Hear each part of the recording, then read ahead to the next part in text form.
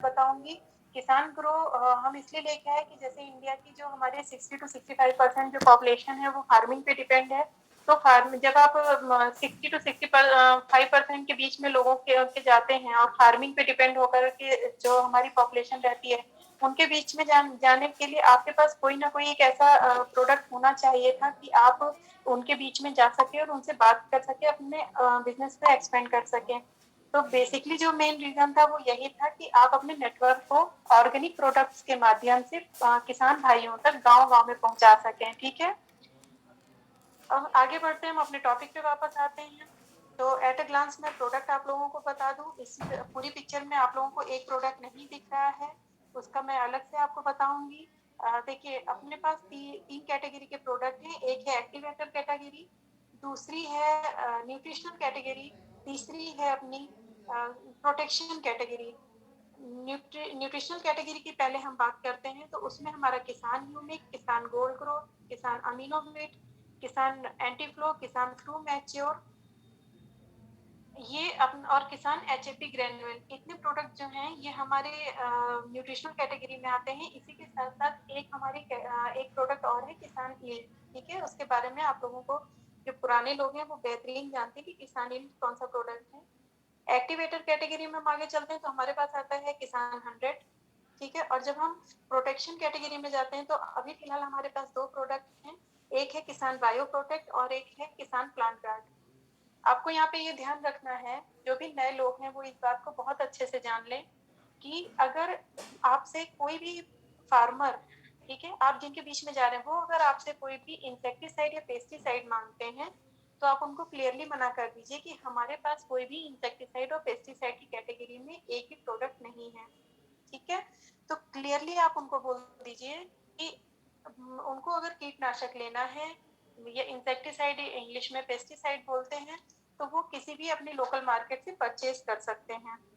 ठीक है,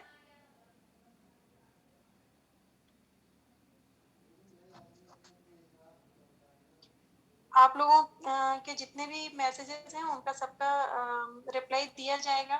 ठीक है, और कोशिश करिए कि बीच में मीटिंग के बीच में आप लोग मैसेज ना करके अपने क्वेश्चंस नोट डाउन करके रखा करें, और जब लास्ट में आपको जो टाइम दिया जाता है उसमें आपको जो भी पूछना होता है आप लोग पूछ सकते हैं।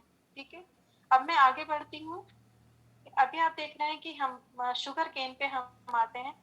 तो ये इमेज एक आपके सामने खुली है, ये इमेज आपको समझना इसलिए जरूरी है कि शुगर केन की स्टेजेस क्या क्या होती हैं। ठीक है, अभी आप देखिए कि जो फर्स्ट स्टेज आ रही है शुगर केन की, वो होती है एस्टेब्लिशमेंट, जिसमें कि सीड सोइंग से लेकर के और जर्मिनेशन तक की आती है। उसके बाद वेजिटेटिव स्टेज आती है जहां पर कि टिलर डेवलपमेंट होते हैं, जहां पर नई पत्तियों का डेवलपमेंट होता है। ठीक है, नई नई पत्तियां आती हैं। उसके बाद ग्रैंड ग्रोथ की स्टेज आती है। ग्रैंड ग्रोथ यहाँ पर जहाँ की शुगर केन में जो तना होता है, जो स्टेम होता है, जो मतलब वो बढ़ना जब चालू हो जाता है। ठीक है, यहाँ पे ग्रैंड ग्रोथ की स्टेज में यहाँ से आप देख रहे हैं कि शुगर केन आपको नजर आने लगेगा। उसके पहले तो एक छोटा पौधा ही रहता है। वेजिटेटिव स्टेज तक भी उसमें बर्ड्स बनने चालू नहीं होते हैं। ठीक है, तो यहाँ पर आप जब ग्रैंड ग्रोथ में देख रहे हैं, एक ये स्टेज होती है। इसके बाद होती है राइपनिंग, यानी कि जब गन्ना पकना चालू हो जाता है या जब गन्ने की हाइट पूरी कंप्लीट हो जाती है। ठीक है, तो ये है एक स्टेजेस, फिर से मैं बता रही हूँ। एस्टेब्लिशमेंट की स्टेज है, वेजिटेटिव स्टेज आती है, ग्रैंड ग्रोथ स्टेज आती है, राइपनिंग की स्टेज आती है। तो आप समझ सकते हैं जब आप फार्मर्स के बीच में जाएं तो आपको पता होना चाहिए कि अभी शुगर केन कौन सी स्टेज में चल रहा है।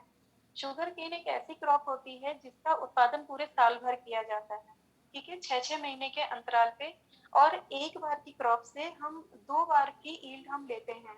ठीक है, जैसे एक बार अगर हमने शुगर केन की कटिंग कर ली तो दूसरी बार भी हम उसी क्रॉप को ले सकते हैं। ठीक है, तो ये पूरे साल भर की फसल होती है, और महाराष्ट्र एक बहुत बड़ी बेल्ट है जहाँ पे शुगर केन का उत्पादन बहुत अच्छी मात्रा में होता है। अगर मैं बोलूँ कि इंडिया में शायद सबसे ज्यादा अगर शुगर केन कहीं होता है तो वो महाराष्ट्र में ही होता है, एज पर गवर्नमेंट रिकॉर्ड। ठीक है, तो ये स्टेजेस आई। अब हम जानते हैं कि इन स्टेजेस पे काम करने के लिए हमें कौन-कौन से अपने जो किसान ग्रो के जितने भी हमारे प्रोडक्ट्स हैं, जो भी मैंने आपको बताए, उनमें से हम किन-किन प्रोडक्ट्स को कब-कब यूज़ कर सकते हैं, ठीक है?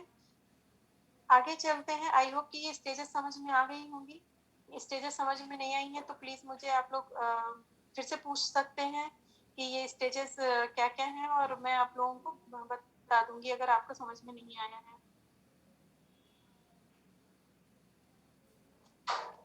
ठीक है?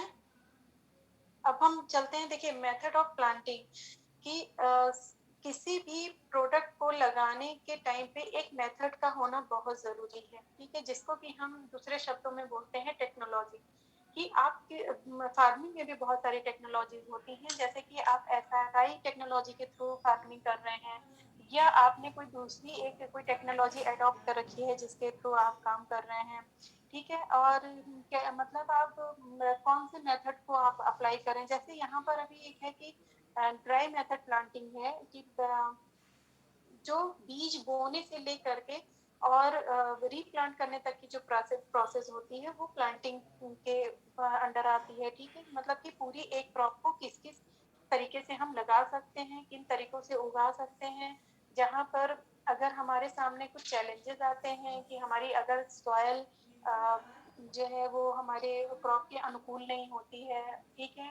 या हमारे क्लाइमेट हमारी क्रॉप के अनुकूल नहीं होते हैं या कहीं पे पानी की बहुत शॉर्टेज होती है या पानी कहीं पर बहुत अधिक मात्रा में होता है, तो उन सब चीज़ों को ध्यान में रख कर के कोई भी मेथड एडॉप्ट किया जा सकता है, ठीक है? अब ठीक है, अब जब आप किसानों के पास में जाते हैं, आप उनकी क्रॉप देखिए, आप ये देखिए कि वहाँ पर उनका स्टेज क्या चल रहा है, सबसे पर्टिकुलर स्टेज क्या चल रहा है। तो एक चीज़ और भी ध्यान में रखिए कि जब भी आप किसी फार्मर से मिलते हैं, तो उनको ये चीज़ ज़रूर बताइए कि ऑर्गेनिक फार्मिंग के फ़ायदे क्या-क्या होते हैं, ठीक है? ऑर्गेनिक फार्मिंग के जो फ़ायदे हैं, वो ये हैं कि हमेशा न्यूट्रिशनल वैल्यू हमारी बरकरार रहती है और जो हमें केमिकल यूज़ करने से जो हमारी मिट्टी खराब हो रही है, मिट्टी और जो क्लाइमेट पे हमारे असर आ रहा है या इनडायरेक्टली जो हमारी हेल्थ पे असर आ रहा है, उन सारे जो जितने भी हमारे ड्रॉबैक्स हैं, उन केमिकल को यूज़ करने के जितने भी ड्रॉबैक्स हैं, उनसे हम छुटकारा पा सकते हैं ऑर्गेनिक प्रोडक्ट्स को यूज़ करके, ठीक है? तो ये एक स्टेप आप लोगों के लिए बहुत अच्छा होगा कि जब आप उनको ऑर्गेनिक फार्मिंग के फ़ायदे बताएँ। तो क्या होगा कि किसान मोटिवेट होते हैं, उनका भी एक ये रहता है, भाई किसान को तो आप जैसा सजेस्ट करेंगे वो वैसे ही काम करेंगे, ठीक है? और आपको उनको ये भी बताना है कि जो अपने किसान ग्रो के प्रोडक्ट हैं वो ऐसे डिज़ाइन किए गए हैं कि वो यील्ड को बढ़ाने के लिए ही के लिए डिज़ाइन किए गए हैं, ठीक है? ऐसा नहीं है कि केमिकल जैसे किसानों ने डाला, एक तो पहली चीज़ कि उसके साइड इफ़ेक्ट्स बहुत ज़्यादा हैं, दूसरा उनको पहले जितना केमिकल वो यूज़ करते थे, मिट्टी की और क्रॉप की रेजिस्टेंस पावर जो है वो फिर उतनी मेंटेन हो गई, तो अब उनको ज़्यादा केमिकल यूज़ करना पड़ता है सेम यील्ड लेने के लिए, ठीक है? जैसे पहले कोई प्रोडक्शन उनका 20 क्विंटल का होता था, 20 क्विंटल का होता था, तो और उसके लिए अगर उनको 200 किलो डीएपी और यूरिया यूज़ होता था, लेकिन अभी क्या है कि 20 क्विंटल के लिए अगर उनको लेना है तो उनको कम से कम 300 से 350 केजी डीएपी और यूरिया का यूज़ करना पड़ेगा। लेकिन ऑर्गेनिक प्रोडक्ट में ऐसा नहीं होता। ऑर्गेनिक प्रोडक्ट में जब एक बार मिट्टी उसके अकॉर्डिंग तैयार हो जाती है, जब हम मिट्टी पे पूरा काम कर लेते हैं, तो वहाँ पर क्या होता है कि सेम उतनी ही डोजेज़ में, ठीक है? और प्रोडक्शन ज़्यादा मिलता है। ठीक है? तो ये चीज़ और कोई भी साइड इफ़ेक्ट नहीं होता, ना वो हमारी हेल्थ को खराब करता है क्योंकि इनडायरेक्टली वो किसी न किसी रूप में हमारे शरीर के अंदर जा रहे हैं, ह्यूमन के अंदर जा रहे हैं। ना वो हमारे क्लाइमेट को खराब करता है, ना मिट्टी को खराब करता है, ठीक है? तो ये एक बेसिक पॉइंट है जो आप सबको ध्यान में रखना है और किसानों को ये चीज़ ज़रूर बतानी है कि ऑर्गेनिक फार्मिंग के फ़ायदे क्या-क्या होते हैं। आई होप कि आप लोगों को समझ में आया होगा। फिर से हम अपने टॉपिक पे वापस आते हैं और हम आगे बढ़ते हैं, ठीक है? तो यहाँ पर क्या होता है कि जो सेट्स बन होते हैं शुगर केन के सेट्स होते हैं, तो उनको मतलब मिट्टी के अंदर थोड़ा गहराई में उनको बोया जाता है, ठीक है? और उसके बाद में जो मिट्टी जो निकालते हैं, जैसे गड्ढा खोदते हैं ना हम, और उसमें जब शुगर केन लगा रहे हैं तो उसकी मिट्टी को जब हम फिर से उस पे डाल रहे होते हैं, तो उसके बाद इरिगेशन करना होता है। तो उस टाइम पे अगर किसानों की ये स्टेज चल रही है कि वो अगर जो हमारे सेट्स हैं शुगर केन के, उनको जब वो मिट्टी में बो रहे हैं, तो उसी टाइम पे हम अपना एक प्रोडक्ट दे दें जिससे कि उनका जो जर्मिनेशन है वो ज्यादा से ज्यादा हो सके, रूट्स ज्यादा से ज्यादा उनमें फुटाव हो सके। उसके लिए क्या करना है, आपका एक प्रोडक्ट है किसान यील्ड। ठीक है, किसान यील्ड के बेनिफिट्स मैं बता दूं। किसान यील्ड क्या होता है कि सी वीड से बना हुआ एक प्रोडक्ट है, सी वीड बेस का बना हुआ प्रोडक्ट है। और सी वीड में मतलब और कई तरह के मिनरल्स, कई तरह के विटामिन, कई तरह के हार्मोन्स पाए जाते हैं जो कि मिट्टी पे जाकर के काम करते हैं।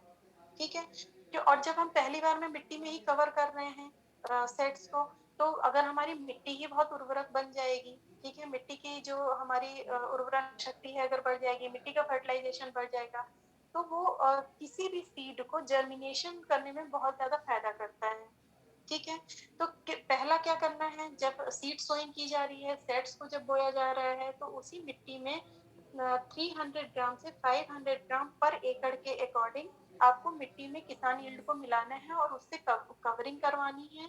और कवरिंग करवाने के बाद में ऊपर से सिंचाई करवानी है। ठीक है, ऊपर से इरिगेशन करवाना है। तो जब जैसे ही इरिगेशन होगा, पानी के साथ प्रोडक्ट मिलता है, वो तुरंत अपने न्यूट्रिशनल वैल्यू रिलीज करता है जो कि प्लांट तक पहुंचते हैं। ठीक है, ये तो था एक मेथड। इसके बाद बारी आती है सीड ट्रीटमेंट की, कि सीड ट्रीटमेंट क्यों किया जाता है।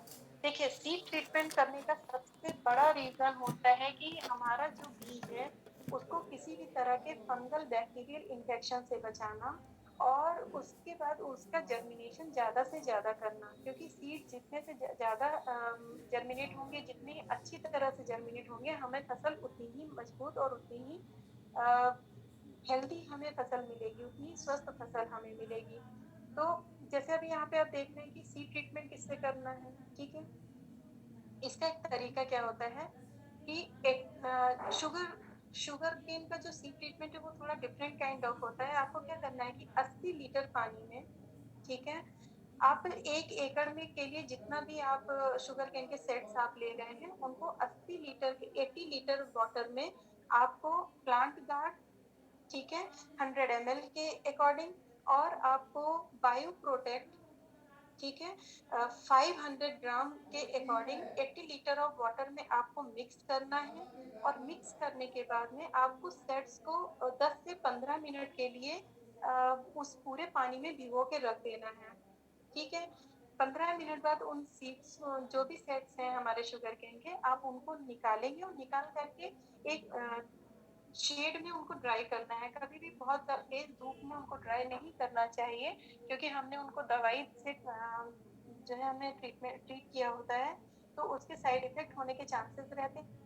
इसलिए मेक श्योर कि आपको शेड में ही, मतलब एक छाया में, शेड मतलब यहाँ पर है कि कहीं पर भी खुली जगह में जहाँ छाया हो, जहाँ डायरेक्ट सनलाइट ना आती हो, वहां पर आप इसका मतलब ड्राई करवाइए। तो ड्राई करवाने के बाद में किसान जो है अपना नर्सरी तैयार करते हैं। नर्सरी तैयार करने के बाद वो उनकी प्लांटिंग, रीप्लांटिंग स्टार्ट कर देते हैं।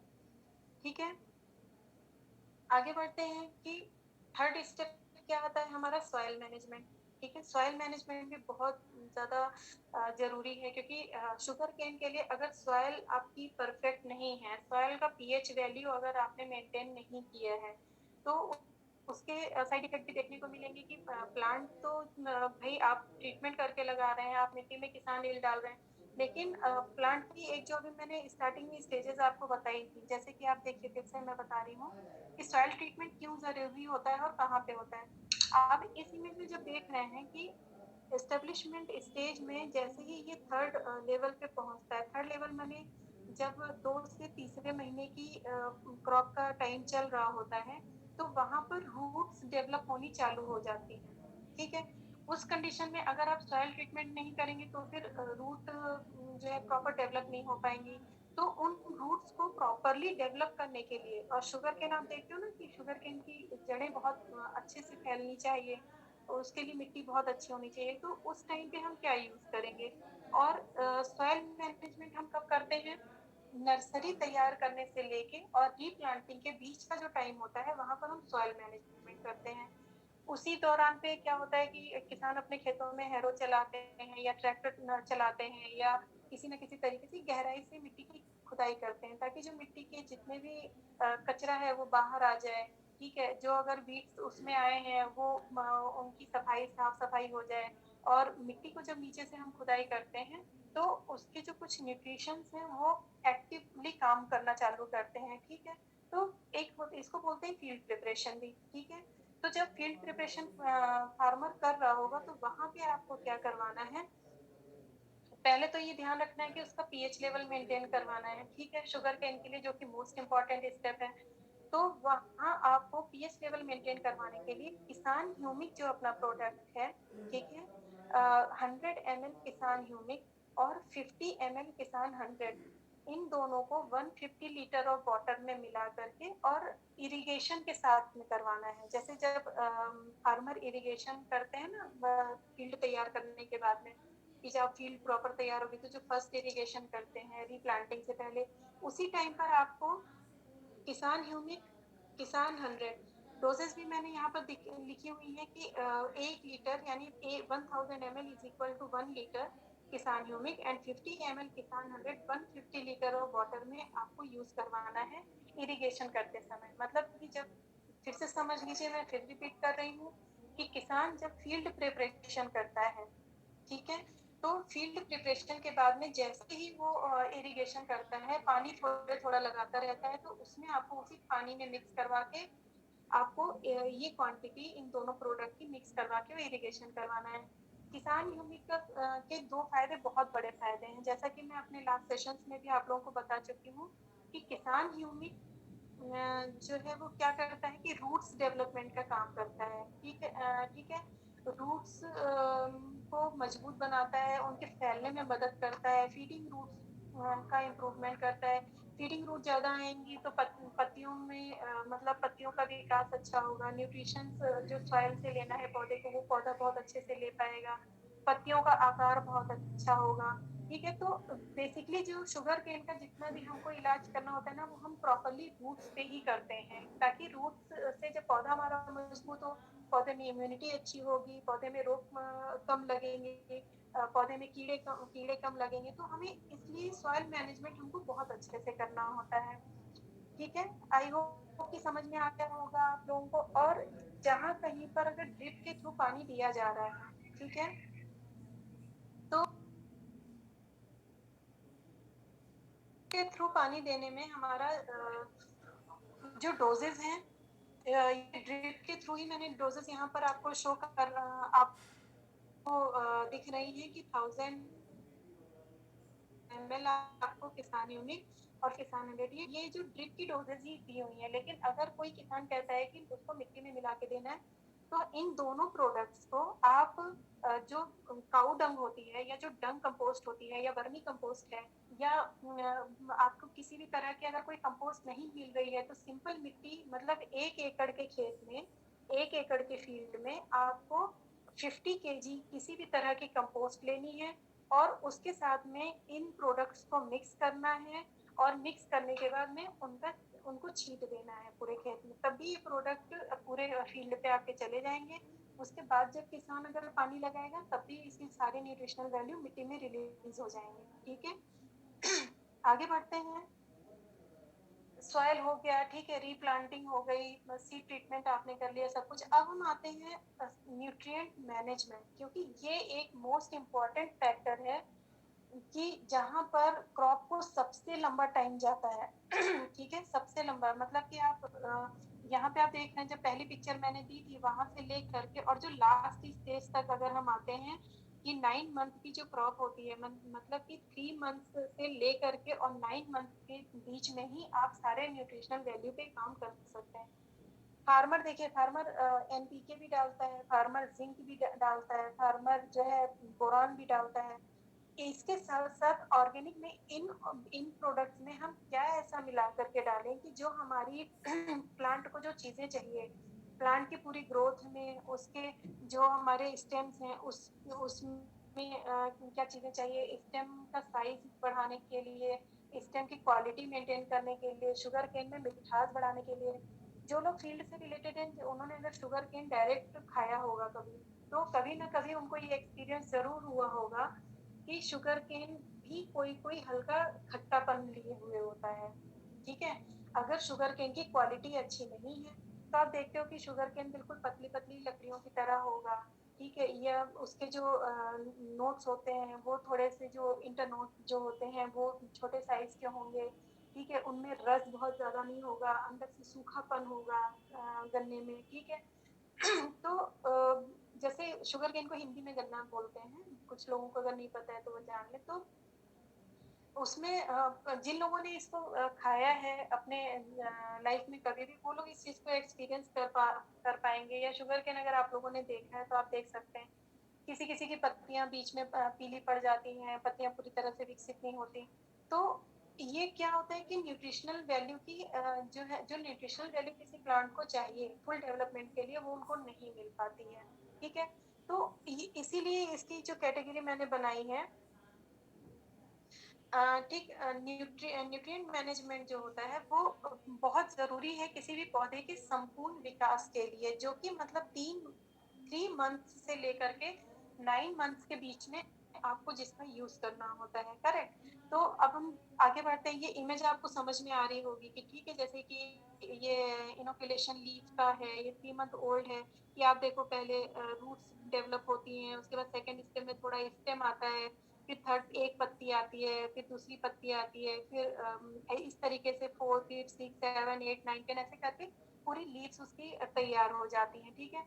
जब यहाँ पर आप देख रहे हो कि फिर 6 मंथ ओल्ड प्लांट जाता है, तो प्राइमरी मतलब आप देख रहे हो कि इसका तना विकसित हो चुका है, ठीक है? शुगर केन में क्या होता है, बेसिकली स्टेम ही उसका सब कुछ होता है। तो स्टेम यहाँ पर विकसित हो रहा है, नोट्स यहाँ पर आप जैसे देख रहे हो ना कि जैसे फर्स्ट नोट बना, सेकंड नोट बना, फिर थर्ड नोट बना, ये नोट्स ऐसे तैयार होते हैं, ठीक है? इसके बाद जैसे 6 to 9 मंथ्स में जाते हैं, तो ये कंप्लीट प्लांट एक तैयार हो जाता है, ठीक है?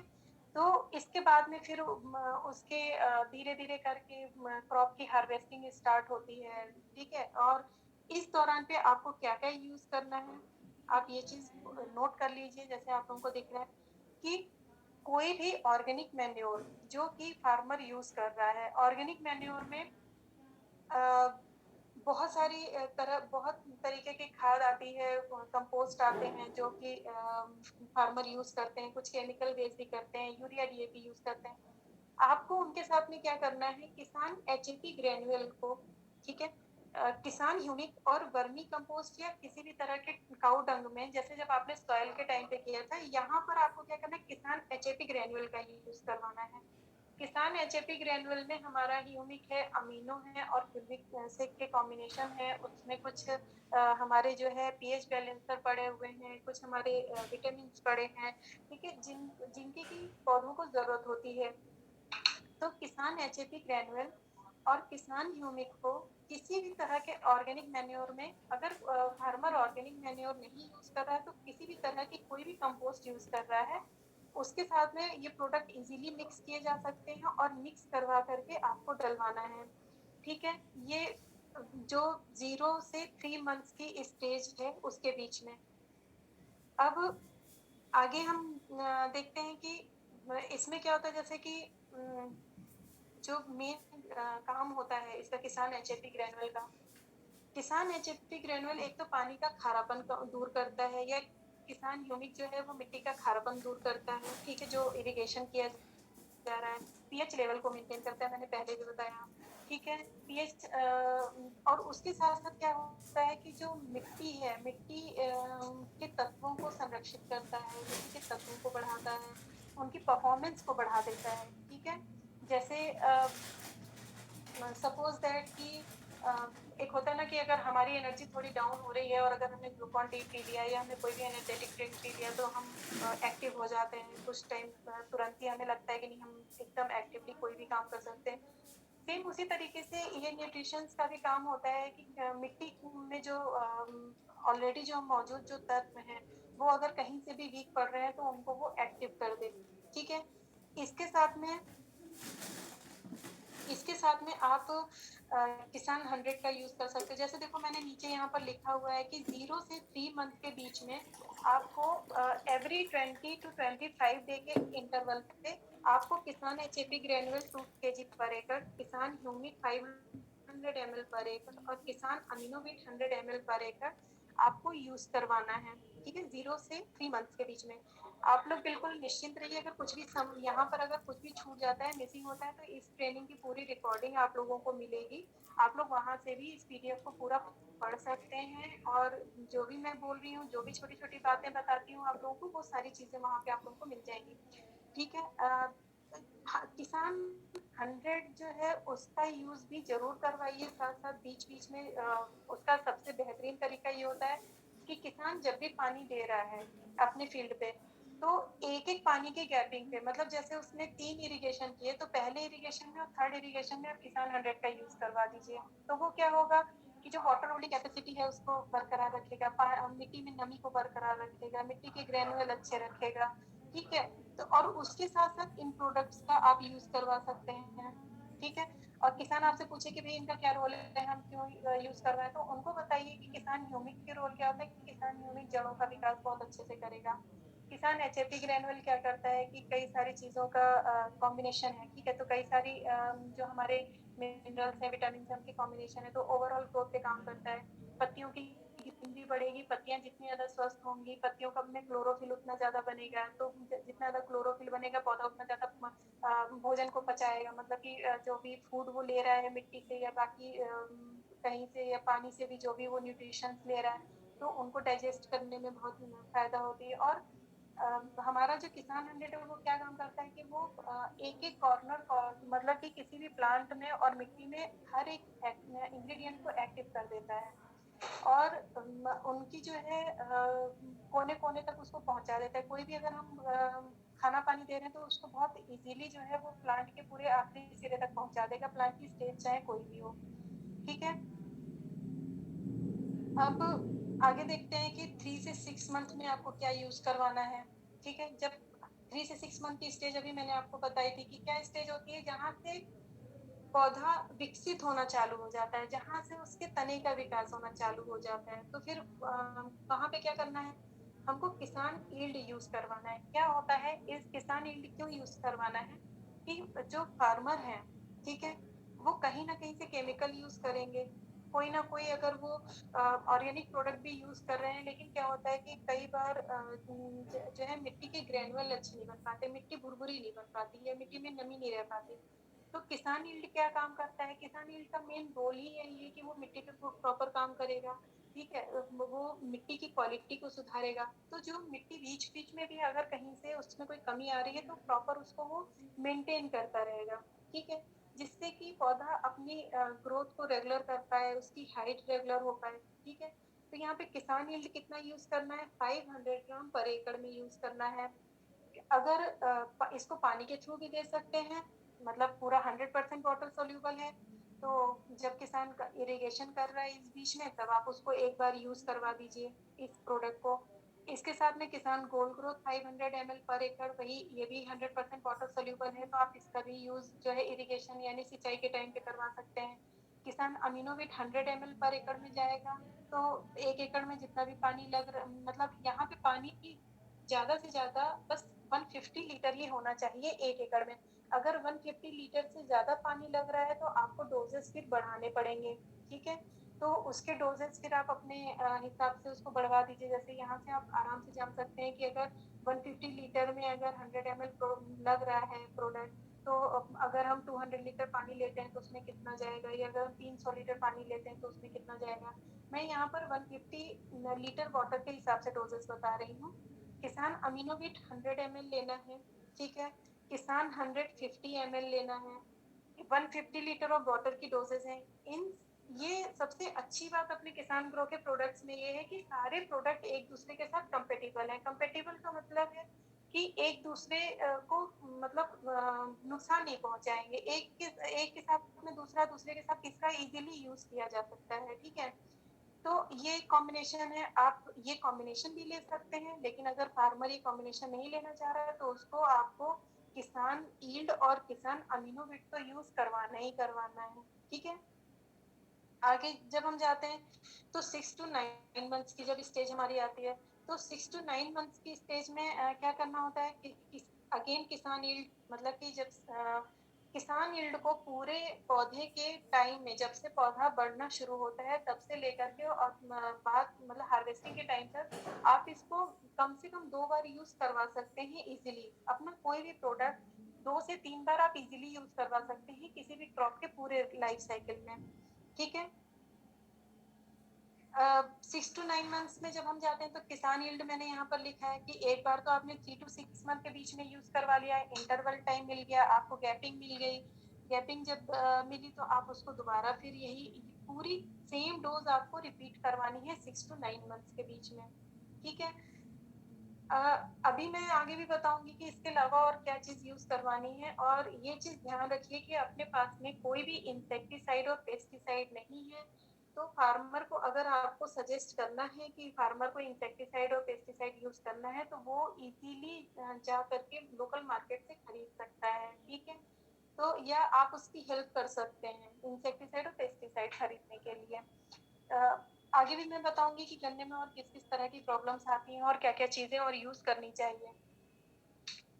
ठीक है, तो ये तो हो गई पूरी आपकी न्यूट्रिशनल की पूरी जो आपको समय समय पर हर 20 से 25 दिन के इंटरवल पे या 30 से 35 दिन भी आप मैक्सिमम कर सकते हो, या वंस इन अ मंथ भी आप कर सकते हो, यानी कि महीने में एक बार आप इसका यूज जरूर करवाओ। इन कॉम्बिनेशंस को एक साथ भी करवा सकते हो। और इनमें से जो मैंने बताया ना कि किसान यील्ड अमीनो, जैसे आप मानो 3 to 6 मंथ में जा रहे हो तो पहले आपने किसान यील्ड और अमीनोविट का यूज करवाया किसान 100 के साथ में, तो नेक्स्ट जब आप करवाओ तो गोल्ड ग्रोथ का यूज करवा दो किसान 100 के साथ में, या अमीनोविट गोल्ड ग्रोथ का करवा दो। ये सारे जो है ना, सारे प्रोडक्ट्स के कॉम्बिनेशन आप यूज करवा सकते हो, है ना। इसीलिए ये इस तरीके से डिजाइन किए गए हैं कि इनमें से आप अपनी चॉइस के कोई भी प्रोडक्ट यूज करवा सकते हो। लेकिन जैसे अगर टेक्निकली हम बात करें तो किसान यील्ड बहुत ही अच्छा है 6 मंथ से लेकर के 9 मंथ्स के लिए। ठीक है, और इसमें आप एक प्रोडक्ट अपना किसान ह्यूमिक भी यूज करवा सकते हो अगर फार्मर चाहता है कि नहीं किसान ह्यूमिक हो रही, या पत्तियों में अगर जड़ों का विकास उसका प्रॉपर नहीं हो पा रहा है 0 to 3 मंथ्स में या 0 to 5 मंथ्स में भी अगर जड़ें प्रॉपर विकसित नहीं हो रही, तो इसमें आप किसान ह्यूमिक का भी प्रॉपर यूज करवा लो, उसका भी कोई साइड इफेक्ट नहीं आएगा। ठीक है, आगे जाते हैं तो 0 to, अब यहाँ पर जो हमारी एक कैटेगरी बच रही थी, जो हमारी सुरक्षा मतलब कि जिसको प्रोटेक्शन कैटेगरी बोलते हैं, उसके 2 प्रोडक्ट मैंने आपको बताए थे, एक किसान बायो प्रोटेक्ट है, एक किसान प्लांट गार्ड है। ये बेसिकली ये दोनों जो प्रोडक्ट हैं उनको कैसे यूज करवाना है 0 से 9 मंथ के बीच में। ठीक है, कभी भी अगर कोई किसान कोई फंगल डिजीज आ रही है, बैक्टीरियल डिजीज आ रही है, या किसी भी तरह का कोई वायरस आ रहा है, जैसे कि एक प्रॉब्लम आती है शुगर केन में, अक्सर वो प्रॉब्लम देखिए ड्वार्फ की प्रॉब्लम आती है। ठीक है, तो जब ड्वार्फ की प्रॉब्लम आती है तो उस समस्या से बचने के लिए, ठीक है, किसी भी तरह की जैसे जो होती है, अगर शुगर केन में मैं बात करूं तो लीफ ब्लास्ट की प्रॉब्लम आती है। पत्तियां देखी होंगी आप लोगों ने कि बीच से 2 भागों में बट जाती हैं। ठीक है, या पत्तियों पे पीलापन आने लग जाता है, या पत्तियों पे जगह जगह ब्राउन और येलो कलर के पैचेस पड़ने चालू हो जाते हैं, या शुगर केन का जो स्टेम तैयार हो रहा है, जो तना तैयार हो रहा है, तो वहां पे उनके बर्ड्स पे भी कहीं कहीं पे जो है धब्बे धब्बे पड़ने चालू हो जाते हैं। वो येलो भी हो सकते हैं, ब्लैक भी हो सकते हैं, ब्राउन भी हो सकते हैं। अगर इस टाइप की कोई भी प्रॉब्लम आपको नजर आती है तो वहां पे आपकी ये जो 2 प्रोडक्ट की कॉम्बिनेशन है ये आपकी बहुत ही मदद करेंगे, किसान बायो प्रोडक्ट और किसान प्लांट गार्ड। क्या कैसे करना है, तो किसान बायो प्रोडक्ट 300 ग्राम पर एकड़, मतलब ये जो डोजेज आपकी लिखी है ना, ये आपकी 80 लीटर ऑफ वाटर की लिखी है, मतलब 80 लीटर पानी में आपको किसान बायो प्रोडक्ट 300 ग्राम आपको मिक्स करना है। उसी के साथ में किसान प्लांट गार्ड आपको 100 ml का मिक्स करना है और उसको स्प्रेइंग फॉर्म में देना है। ठीक है, अगर आप एक चीज यहाँ पर और ध्यान रखिए जो इसमें मेंशन नहीं है, जो प्रॉब्लम इसमें सॉरी जो एक चीज नहीं मेंशन है वो ये है कि जब 0 to 3 months का होता है पौधा तो वहां पर हमें बायो प्रोटेक्ट और प्लांट गार्ड को सॉइल एप्लीकेशन में देना है, ठीक है, जिससे कि रूट में आने वाली जो फंगल और बैक्टीरियल डिजीज है वो उनसे हम बचा सके। और जब 3 मंथ से ऊपर का जब पौधा हो रहा होता है तो वहां पर हमको इसको फॉलियर एप्लीकेशन में देना है, ठीक है। तो ये फॉलियर एप्लीकेशन में जाकर के ऊपर से जो लगने वाली जितनी बीमारियां हैं उनको सबको ये ठीक कर देगा। ये दोनों प्रोडक्ट अपने क्या है, प्रिवेंशन कैटेगरी में भी चलते हैं और क्यूरेटिव कैटेगरी में भी चलते हैं। प्रिवेंशन मतलब कि समस्या आए ही नहीं, उससे हम पहले से बचाव कर लें तो प्रिवेंशन बोलते हैं, और अगर फिर भी समस्या आ गई है उससे अगर हमें बचाव करना है तो उसको हम क्यूरेटिव बोलते हैं, मतलब हमने प्रॉब्लम आई और उसको क्योर कर लिया। तो ये दोनों प्रोडक्ट ऐसे ही हैं, जैसे इसको ऐसे भी समझ सकते हैं कि हमारी बॉडी है, हमें फीवर आए ही नहीं तो हमें अपनी इम्यूनिटी बढ़ाने के लिए हम आजकल जैसे आप देख रहे हो कि वायरल इन्फेक्शन होता है या एक कोविड-19 बीमारी चल गई, तो उन सब से हमने अपनी सुरक्षा करने के लिए क्या किया, हम काढ़े पीते हैं, हम कई बार चाय पीते हैं, हम गर्म पानी पीते हैं, हम अपनी सुरक्षा कर रहे हैं ताकि वो वायरस हम पे इफेक्ट ही ना करे। लेकिन अगर वायरस आ गया है, ठीक है, किसी भी तरह का कोई इन्फेक्शन हो गया है, फीवर हो गया है, सर्दी जुकाम हो गया, तो हम क्या करते हैं उसकी दवाइयाँ खाते हैं तो वो क्योर होती हैं, वो बीमारियां हमारी ठीक होती हैं। तो हम बस ह्यूमन बॉडी में और इसमें प्लांट में यही अंतर होता है कि प्लांट के जो प्रोडक्ट होते हैं वो क्यूरेटिव और प्रिवेंटिव एक ही प्रोडक्ट दोनों पे काम हो सकता है। कुछ प्रोडक्ट, सारे प्रोडक्ट ऐसे नहीं होते, कुछ प्रोडक्ट प्रिवेंटिव क्यूरेटिव एक ही प्रोडक्ट काम करता है। और ह्यूमन बॉडी में क्या होता है कि यहाँ पे थोड़ा सा डिफरेंट वे में काम होता है कि हमें जब प्रिवेंटिव करना है तो हमारा ट्रीटमेंट दूसरा है, लेकिन हमें अगर बीमारी आ गई तो उसका ट्रीटमेंट दूसरा है। लेकिन ट्रीटमेंट दोनों ही कंडीशन में देना पड़ता है। सेम पौधों के साथ भी है कि बीमारी आए ही ना, इसलिए हम पहले से प्रोडक्ट लेके चले तो हमें बीमारी से छुटकारा मिलता रहेगा। और बीमारी आ गई है किसी भी कारण से इतना कुछ करने के बाद भी तो कोई बात नहीं, कभी कभी हो जाता है, तो उसके टाइम पर हम इसको एज ए क्यूरेटिव भी यूज कर सकते हैं, ठीक है। तो ये बेसिकली पूरी इंफॉर्मेशन थी अपने प्रोडक्ट्स की कि कैसे कैसे बचा जा सकता है, ठीक है। अब ये जब पूरा ट्रीटमेंट आप करेंगे, किसान को पूरी ये चीजें समझाएंगे, किसान के जो क्वेश्चंस होते हैं कि नहीं हमको आप बताइए कि हमारे में ये प्रॉब्लम आ रही है, हमारा पौधा सही से विकसित नहीं हो रहा है, या हमारे पौधे जो है जरूरत से ज्यादा ही अपनी ग्रोथ को पा रहे हैं, एक टाइम होना चाहिए। तो अच्छा है, पौधे की शुगर की ऐसी क्रॉप है जिसकी हाइट जितनी ज्यादा होगी उतना ही ज्यादा बेनिफिशियल होगा, उतना ही ज्यादा हमें उससे जो है प्रोडक्शन मिलेगा। तो उसकी हाइट पे काम करना बहुत जरूरी है, इसीलिए ये कॉम्बिनेशन दिए हैं, या आप इनमें से सिंगल प्रोडक्ट भी यूज करवाइए। कॉम्बिनेशन यूज करवाते हैं तो ज्यादा असर पड़ेगा, सिंगल यूज करवाएंगे तो कम असर पड़ेगा, ठीक है। तो ये थे आपके सारे प्रोडक्ट्स। अब हम स्टार्ट करते हैं। आई थिंक कि टाइम भी हो रहा है, जैसे मैंने बोला था कि आप लोगों को 15 मिनट का टाइम दिया जाएगा आपके क्वेश्चन आंसर्स के लिए। तो क्या अभी मैं क्वेश्चन आंसर स्टार्ट करूं? आप लोग प्लीज बताइए। आई होप कि आप लोगों ने अपने अपने क्वेश्चंस रेडी कर लिए होंगे, है ना। चलिए अभी क्वेश्चन आंसर स्टार्ट करते हैं और बताती हूँ आपको कि आपको, और बताती हूँ कि आपको जैसे कोशिश करूंगी पूरा कि आप लोगों को मैं समझा सकूं, है ना।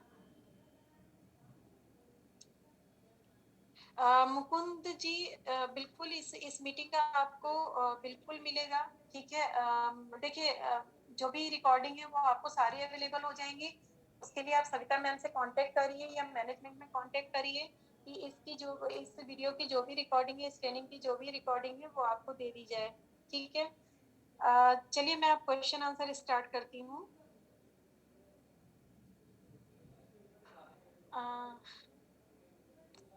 ठीक है, मैं क्वेश्चन लेती हूँ। देखिए मोहम्मद आरिफ जी अनम्यूट तो नहीं कर सकते क्योंकि अनम्यूट करने में बहुत ज्यादा शोर आता है सबके पीछे से, तो आपकी प्रॉब्लम ना सुन पाऊंगी मैं, ना आपको सजेशन दे पाऊंगी। तो बहुत ही अच्छा है कि आप अपना मैसेज के थ्रू ही आप लोग क्वेश्चंस पूछिए, ठीक है।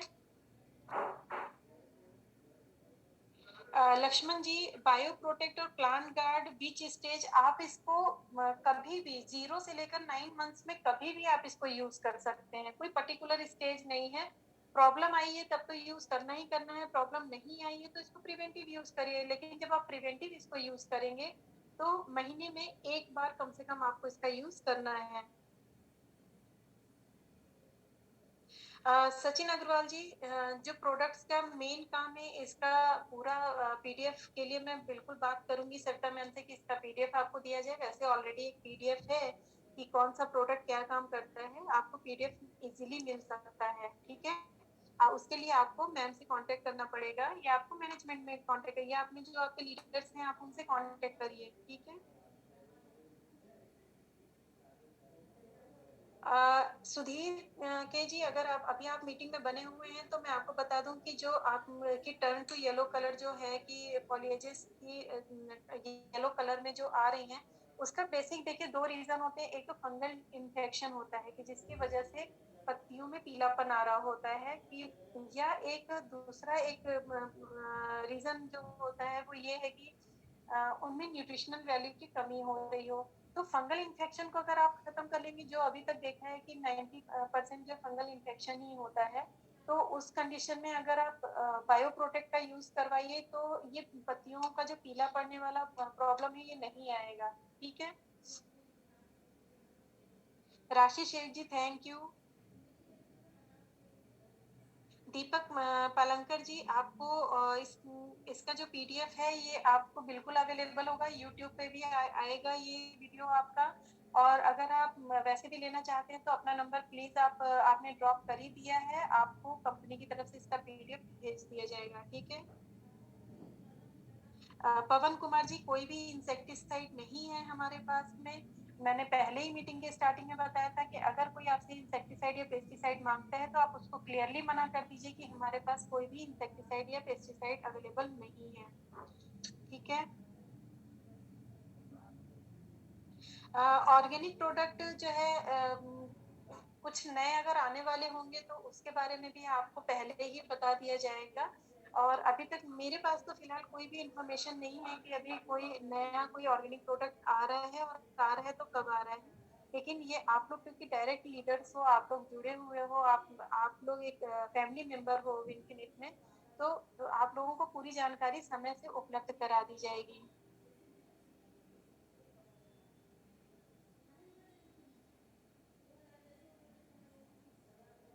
और किसी का कोई क्वेश्चन है क्या?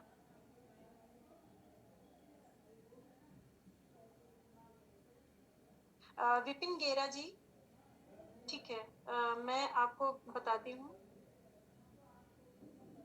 ओके, कुछ क्वेश्चंस आए हैं, आप लोग प्लीज बने रहिए मीटिंग में, मैं सारे क्वेश्चंस ले रही हूँ एक एक करके। टीम फिनिक्स महाराष्ट्र, ठीक है। Plant guard plus bio plus 100 mix करके दे सकते हैं? जी हाँ, बिल्कुल दे सकते हैं।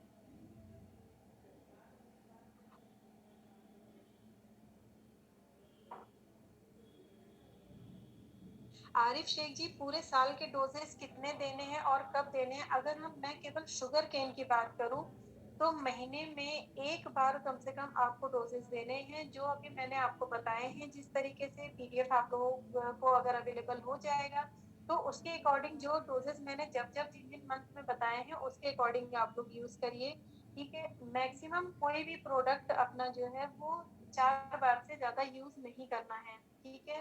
क्योंकि इसके साथ साथ क्या होता है कि किसान बहुत सारे यूरिया भी डालेगा, डीएपी भी डालेगा, ठीक है, बहुत सारे और भी चीजें वो यूज करता है। तो अननेसेसरी हमें क्या करना है, देखिए अब बहुत बेसिक एक पॉइंट समझिए, अपने जितने भी प्रोडक्ट्स है ना ये सब यूरिया और डीएपी के सब्सिट्यूट ही है। लेकिन फिर भी किसान यूरिया डालेगा ही डालेगा, वो आप उसको मना नहीं कर पाएंगे, ये एक फैक्ट बात है, ठीक है। कुछ किसान हैं जो 100% ऑर्गेनिक मैन्योर का यूज करते हैं, तो उनके लिए दी बेस्ट है कि हम कोई भी प्रोडक्ट यूज करवा रहे तो एचएपी ग्रेनुअल हम यूज करवाएं।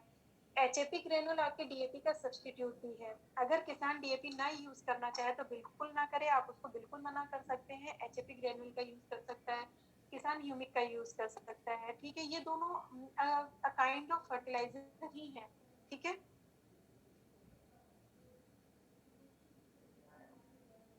दीपक पालनकर जी की 1 एकड़ की कॉस्ट क्या आएगी? अब आपने पूछा है कि आवर प्रोडक्ट कॉस्ट फॉर 1 एकड़, तो मैं ऐसे तो नहीं बता सकती कि आप किस प्रोडक्ट के बारे में जानना चाह रहे हैं। लेकिन फिर भी जो पूरा एक पीडीएफ है आपके पास में, जो सारे प्रोडक्ट्स का एक ही साथ में पीडीएफ है, वहाँ पे आपको पर एकड़ की कॉस्टिंग पता चल जाती है, वहाँ से आप इजीली देख सकते हैं। तो कोशिश करिए कि आप पीडीएफ मांगिए, जो अपने प्रोडक्ट का जो पूरा पीडीएफ है वो आप मांग लें तो ज्यादा अच्छा है। ठीक है। विपिन गेरा जी, एचएपी ह्यूमिक की डोज एक बार में कितना डाल सकते हैं और बिजाई के टाइम पर डीएपी के साथ डाल सकते हैं क्या?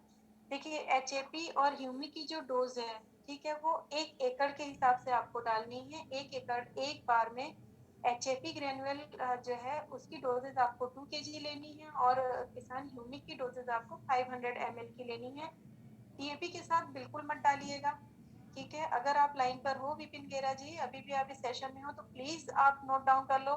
डीएपी के साथ में ये प्रोडक्ट यूज नहीं करना है, क्योंकि हम इन प्रोडक्ट को डीएपी के सब्स्टिट्यूट नहीं दे रहे हैं। ठीक है। तो डीएपी की जगह सिर्फ इन प्रोडक्ट्स को आप यूज करवाओ। हाँ, यूरिया इसके साथ में यूज करवाया जा सकता है, और अगर कोई यूरिया नहीं यूज कर रहा है, ऑर्गेनिक फर्टिलाइजर को यूज कर रहा है, तो वेल एंड गुड है, उसके साथ में तो आप बिल्कुल ही दे सकते हो, बट कोशिश करिए कि डीएपी के साथ में मत डलवाइए। स्नेहल जी, ओके। आप राहुल जी की टीम से हैं, लेकिन सॉरी, मैं आप लोगों को नंबर शेयर नहीं कर सकती हूँ। आपको